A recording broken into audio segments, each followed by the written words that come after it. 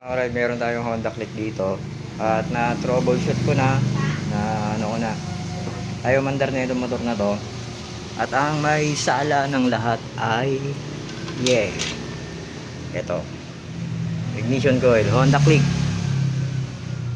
Ang pagtitest na ito mga karay, kuha kayo ng tester, tapos yung isa dapat pag on nyo ng susi may ilaw agad, tapos yung kabila ito walang power to. Pagka tinanggal nyo to, yung isang sakit,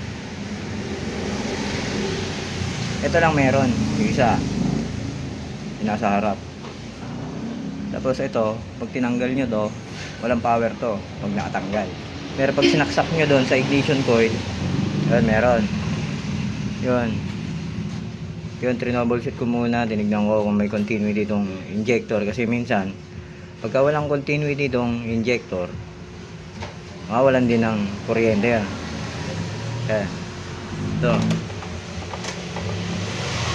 Okay na siya. Aga pa. Yan, paanda rin natin. Yay! Ito. Replacement na ignition coil yung nilagay.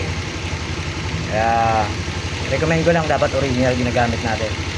Original dong ginamit ko. Alright. Na ignition coil. Hindi ko na-videoan yung mag-troubleshoot, pero common na yun. Karaniwan pag walang kuryente is ignition coil, lalo't replacement yung gagamitin nyo. Okay na to. Hey lang pag kayo gagamit ng replacement, pansamantala lang yun, kaya tinawag na replacement.